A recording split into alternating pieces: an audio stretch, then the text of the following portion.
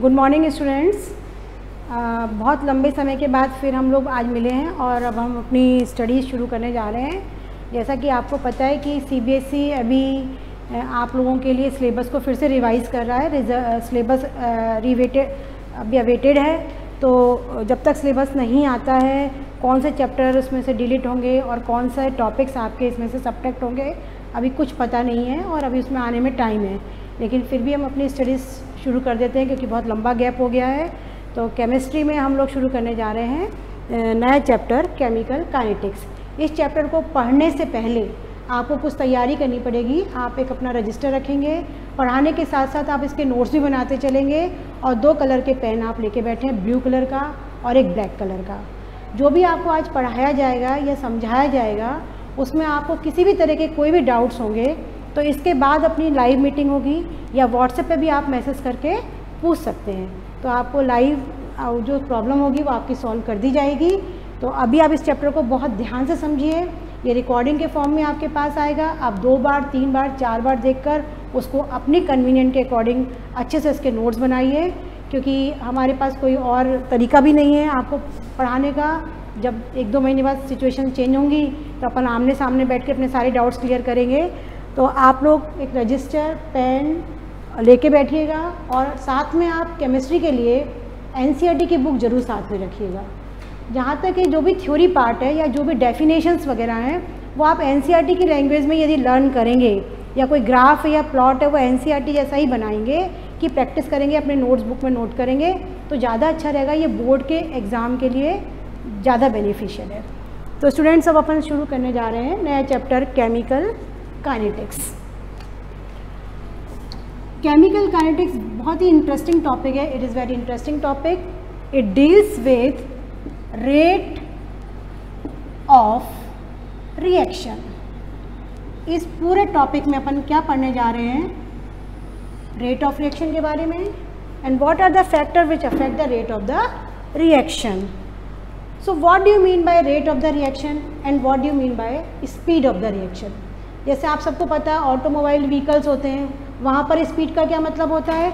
वहाँ पे स्पीड का मतलब होता है distance covered by the vehicle upon time taken. लेकिन किसी भी रिएक्शन में ऐसा कोई डिस्टेंस कवर नहीं होता। किसी भी केमिकल रिएक्शन में reactant converted into product.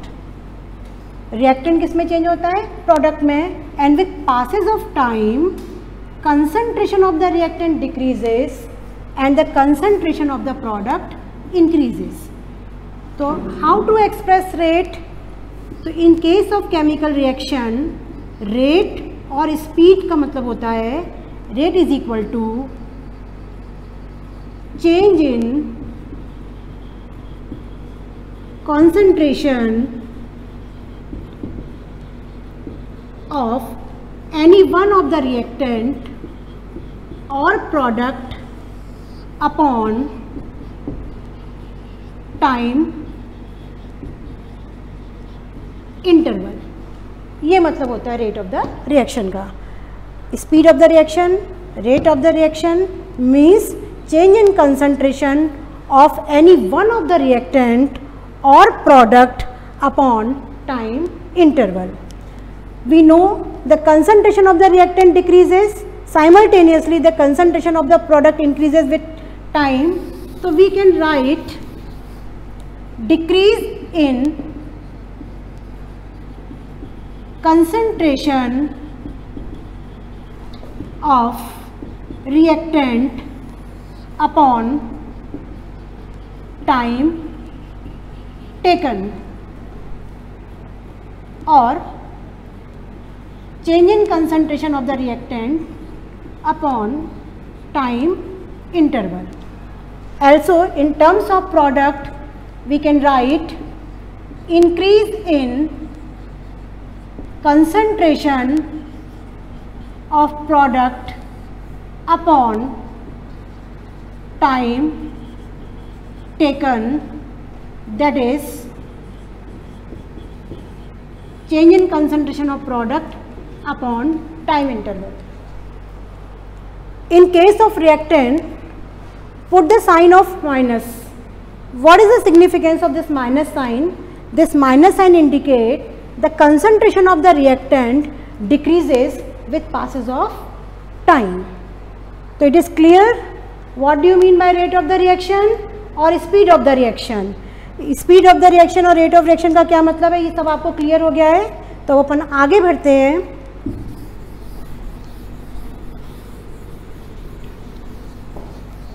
Now we discuss about unit of the rate of the reaction. What is the unit of the rate of the reaction? आपने expression में देखा rate is equal to concentration of time upon time. So concentration की unit, what is the concentration unit? Moles per liter. और time के लिए second inverse और minute inverse. तो rate के लिए unit है यदि reactant and products are gases. If reactant and products are gases, so can measure pressure of the reactant and product in the place of concentration. So we can write unit bar second inverse or ATM second inverse. Bar or ATM is the unit of pressure. Now we discuss types of rate of reaction. So we discuss here two types of rate of reaction. One is average rate of reaction. What is the meaning of average rate of reaction? Average rate of reaction means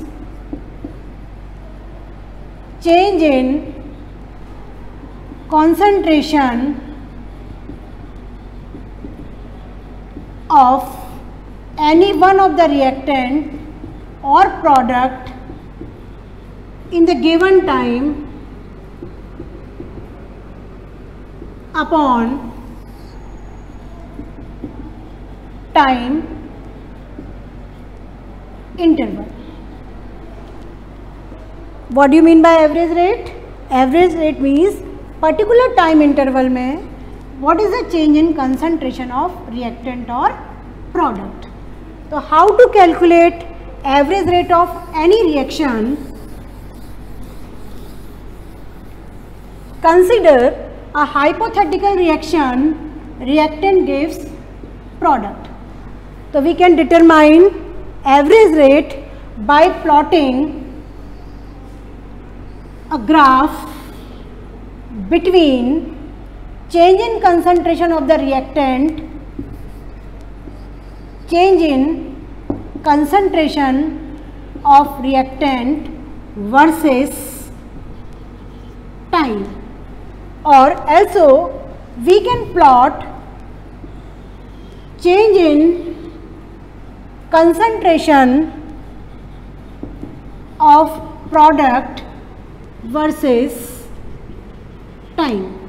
यदि किसी भी reaction के लिए reactant concentration upon time के बीच में graph plot करें तो आपको पता है कि किसी भी रिएक्शन में रिएक्टेंट का कंसंट्रेशन डिक्रीज होता है with time and the concentration of the product increases with time. तो how to calculate average rate of the reaction? Average rate of the reaction always calculate between two time points. Suppose t1 time per we measure concentration of the reactant R1. Similarly, at time t2 we measure graphically concentration of the reactant is R2. So what is the meaning of average rate? Here average rate is equal to R2 minus R1 upon T2 minus T1, or we can write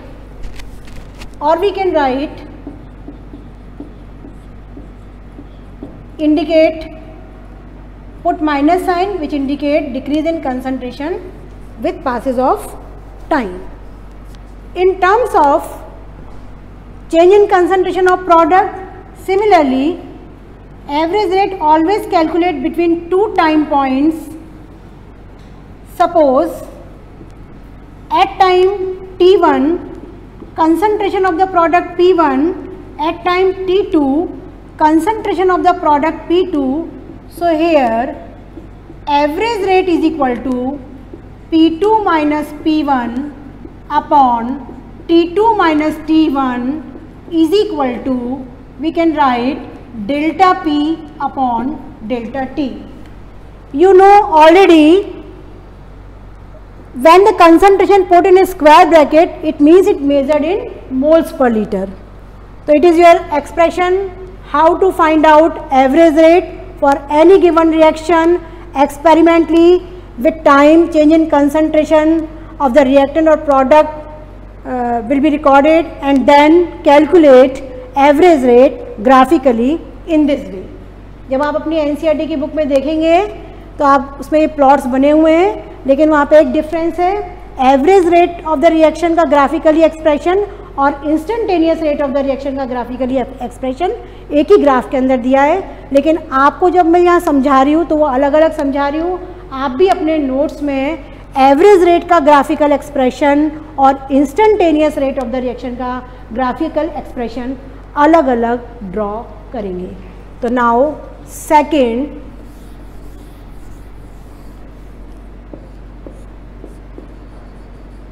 instantaneous rate of reaction.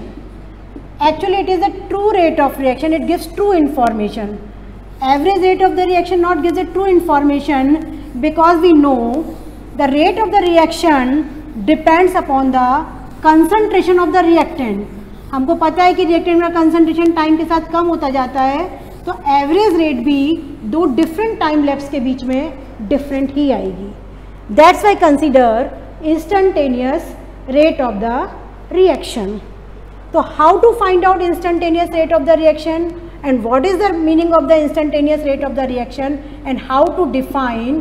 Basically instantaneous rate of the reaction means change in concentration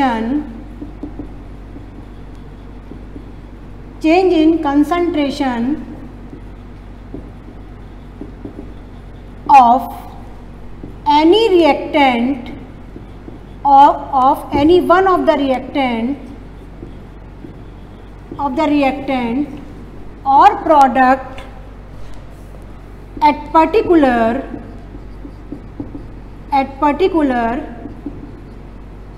instant of time.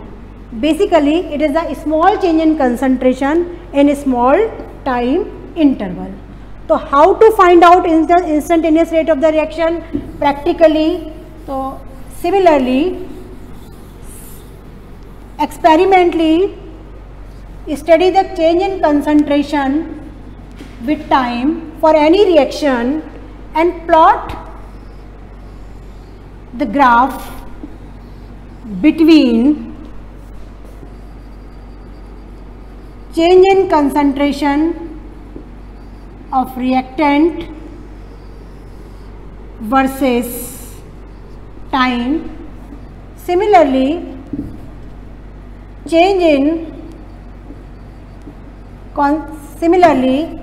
concentration of product versus time.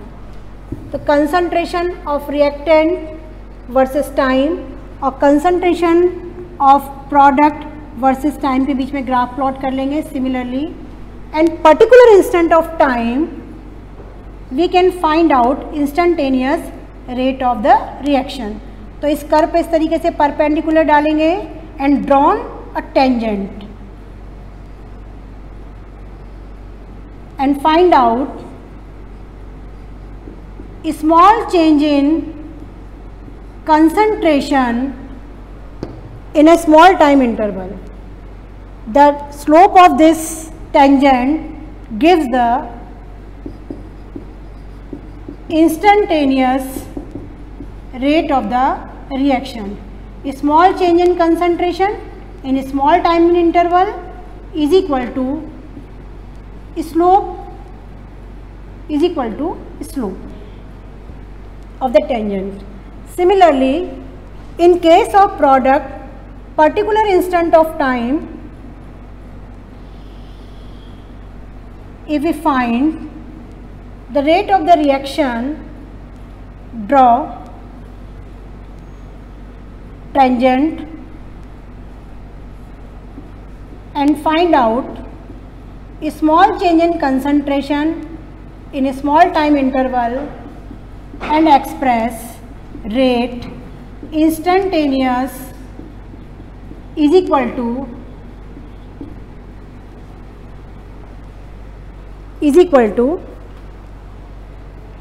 a small change in concentration of P upon a small time interval.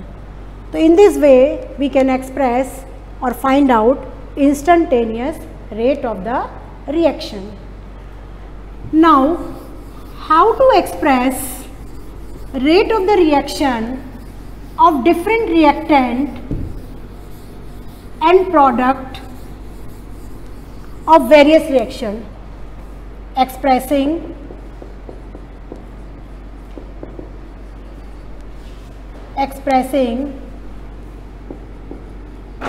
rate of reaction in terms of different reactant or products. So consider a first example. PCl5 decomposes to give PCl3 plus Cl2. In this reaction you observe that the stoichiometric coefficient of all the reactant and products are same, and the stoichiometric coefficients 1 PCl5 decomposes to give 1 PCl3 and 1 mole of Cl2. सबका stoichiometric coefficient 1 है, तो rate हम किसी भी reactant या किसी भी product के कंसंट्रेशन चेंज से मेज़र कर सकते हैं. बिल्कुल सिंपल सी बात है, जैसे कोई व्हीकल होता है और उसके 4 व्हील्स होते हैं, तो किसी भी व्हील से स्पीडोमीटर को कनेक्ट करके स्पीड को मेजर कर सकते हैं. किसी 4 व्हीलर के चारों व्हील्स की स्पीड हमेशा सेम ही रहती है. ऐसा नहीं होता कि आगे वाले व्हील्स अलग स्पीड से भागें और पीछे वाले व्हील्स अलग स्पीड से भागें. ऐसा कभी होता है? ऐसा कभी नहीं होता. ठीक उसी तरीके से किसी भी केमिकल रिएक्शन की रेट को या स्पीड को आपको मेज़र करना है तो you can experimentally measure change in concentration of any one of the reactant and any one of the product. Rate हमेशा सेम ही आएगी. तो सपोज आपको एक्सपेरिमेंटली PCl5 का कंसंट्रेशन चेंज मेजर करना आसान है, तो you can calculate in terms of change in concentration of PCl5 in a particular instant of time. Minus sign, again I rememberize you कि minus sign indicate the decrease in concentration. In terms of PCl3 we can write change in concentration of PCl3 upon small time interval. Similarly, in case of Cl2 we can write a small change in concentration of Cl2 upon a small time interval. तो इस reaction में यदि आपको कोई calculation आती है ऐसी reaction की जिसमें सभी का स्टाइकियोमेट्रिक कोफिशिएंट सेम है, तो बिल्कुल परेशान होने की ज़रूरत नहीं है. आप ये फॉर्मूला लगाइए, ये फॉर्मूला लगाइए, ये फॉर्मूला लगाइए, वी गेटिंग इक्वल वैल्यूज़. हमको बिल्कुल एक जैसी वैल्यू मिलेंगी, आइडेंटिकल वैल्यू मिलेंगी और रिएक्शन की रेट तो सेम ही आनी चाहिए, चाहे किसी भी व्हील के किसी भी व्हीकल के किसी भी व्हील से स्पीड मेजर की हो, स्पीड तो सेम ही आएगी. यहाँ तो कोई प्रॉब्लम नहीं आएगी. लेकिन यदि केस आपका इस तरह से हो जिसमें रिएक्टेंट और प्रोडक्ट्स के स्टाइकियोमेट्रिक कोफिशिएंट्स डिफरेंट हो, तो इस एग्जांपल को ध्यान से देखिए. In this reaction all the stoichiometric coefficient of the reactant and products are different. In this reaction it is clear 1 mole nitrogen disappear and 2 moles of ammonia is appear at the same time. Similarly, when 1 mole of nitrogen disappear at the same time, 3 moles of hydrogen disappear. It means rate of disappearance of nitrogen, rate of disappearance of hydrogen and rate of appearance of ammonia are not equal. जब ये 1 time disappear होगा तो पता चला ये 3 time disappear हो गया, जब ये 1 टाइम डिसअपियर हो रहा है तो अमोनिया पता चला 2 टाइम अपीयर हो रहा है, यानी इनके डिसअपियर होने की रेट और इनके अपीयर होने की रेट सेम नहीं है, और सेम होनी भी नहीं चाहिए क्योंकि स्टाइकियोमेट्रिक कोफिशिएंट डिफरेंट है। तो फिर ऐसे केस में हम जब जो रेट कैलकुलेट करेंगे तो रेट की वैल्यू भी डिफरेंट आएगी। For getting same value, for getting equal value, identical value, expression should be divided by stoichiometric coefficient. यहाँ पे नाइट्रोजन का स्टाइकियोमेट्रिक कोफिशिएंट क्या है 1, तो कोई फ़र्क ही नहीं पड़ता, जिसका स्टाइकियोमेट्रिक कोफिशिएंट 1 है तो 1 से डिवाइड करने का कोई मतलब ही नहीं है। यदि आप हाइड्रोजन के केस में रेट निकालना चाहते हैं और आप चाहते हैं कि इसकी वैल्यू इसके सेम ही आए, तो this term divided by stoichiometric coefficient, इसका स्टाइकियोमेट्रिक कोफिशिएंट कितना है 3, तो उसको 3 से डिवाइड कर देंगे एंड देन रेट को कैलकुलेट करेंगे तो रेट इक्वल आएगी। Similarly in case of ammonia 1/2 change in concentration of ammonia upon time interval. यहाँ पे रिएक्टेंट में हमेशा माइनस का साइन लगाएंगे, मैं बार बार याद दिला रही हूँ, माइनस का साइन इंडिकेट कर रहा है कि concentration of the reactant decrease हो रहा है, और प्रोडक्ट का कंसंट्रेशन में हमको माइनस का साइन नहीं लगाना क्योंकि टाइम के साथ प्रोडक्ट का कंसंट्रेशन इंक्रीज होता है। अब ये बहुत ही नोट करने वाली बात है आपके लिए, नोटेड, अलग से आप नोट कर लीजिएगा कि when we calculate rate of the reaction, when we will calculate rate of the reaction, expression always divided by stoichiometric coefficient। तो आप नोट कर लीजिए कि during calculation of rate of the reaction in any reaction expression should be divided by their stoichiometric coefficient। ऐसा हम क्यों कर रहे हैं? For getting equal value for all the terms। यदि आपके एग्ज़ाम में कोई क्वेश्चन ऐसा आता है जिसमें rate of the reaction calculate करवाई जाती है, तब तो आप स्टाइकियोमेट्रिक कोफिशिएंट से डिवाइड करेंगे। सपोज आपसे पूछा जाए calculate the rate of disappearance of hydrogen, तब आप स्टाइकियोमेट्रिक कोफिशिएंट से डिवाइड नहीं करेंगे क्योंकि वो वैल्यू आपकी डिफरेंट ही आनी चाहिए। इसमें बहुत गलती होती है, जब अपन क्वेश्चंस करने लगते हैं तब अपन को पता चलता है कि ये चीज़ अपन ने ढंग से नोट नहीं की।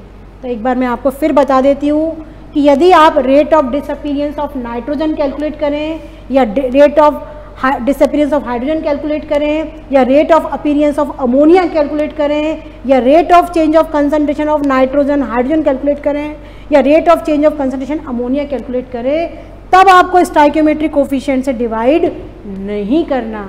लेकिन यदि आप रेट कैलकुलेट कर रहे हो तो your expression should be divided by stoichiometric coefficient for getting equal values. इसको समझाने के लिए, इस बात को समझाने के लिए मैं आपके सामने एक क्वेश्चन, एक रिएक्शन लिख के समझाती हूँ। इसके बाद आपको 2 क्वेश्चन करने के लिए दिए जाएंगे और आप वो क्वेश्चंस करके मुझे अपने आपका जो भी डाउट है वो क्लियर करेंगे। तो एक सिंपल सा एग्जांपल मैं आपको लेके समझाती हूँ कि कैसे रेट कैलकुलेट करेंगे।